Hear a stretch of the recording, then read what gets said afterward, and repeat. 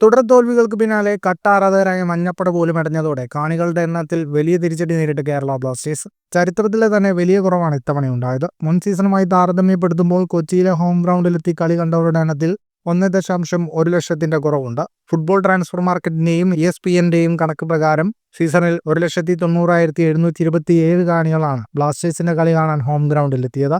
ഓരോ മത്സരത്തിലും ശരാശരി 15,894 പേർ. കഴിഞ്ഞ സീസണിൽ കളി കണ്ടത് 3,02,707 പേരാണ്. കഴിഞ്ഞ വർഷത്തേക്കാൾ ഒരു ഹോം മത്സരം ഇത്തവണ കൂടുതലുമുണ്ടായിരുന്നു. 2022-23 സീസണിൽ 2,78,253 പേർ കളി കാണാൻ എത്തിയിരുന്നു. ഇത്തവണ ഗ്രൂപ്പ് ഘട്ടം കഴിഞ്ഞപ്പോൾ കാണികളുടെ എണ്ണത്തിൽ 3-ാം സ്ഥാനത്താണ് ക്ലബ്. അവസാന ഹോം മത്സരങ്ങളിൽ മുംബൈ സിറ്റിയെ നേരിട്ടപ്പോൾ 3,567 പേരാണ് കളി കാണാൻ എത്തിയത്. ബ്ലാസ്റ്റേഴ്സിന്റെ ഏറ്റവും കുറവ് ഹോം കാണികളാണിത്.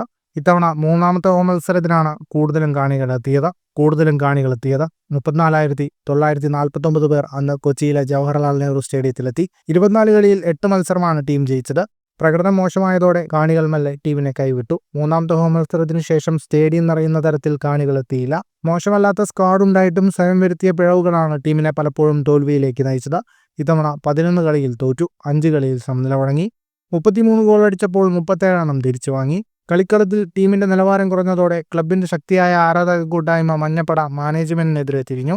മത്സരം ബഹിഷ്കരിക്കാൻ ആഹ്വാനം ചെയ്തില്ലെങ്കിലും ആരാധക കൂട്ടായ്മയുടെ പ്രതിഷേധവും നിസ്സഹകരണവും കാണികളുടെ എണ്ണം കുറയ്ക്കാൻ കാരണമായി. ഫുട്ബോൾ ലോകത്തെ കൂടുതൽ വാർത്തകൾക്കായി ഈ ചാനൽ സബ്സ്ക്രൈബ് ചെയ്യൂ.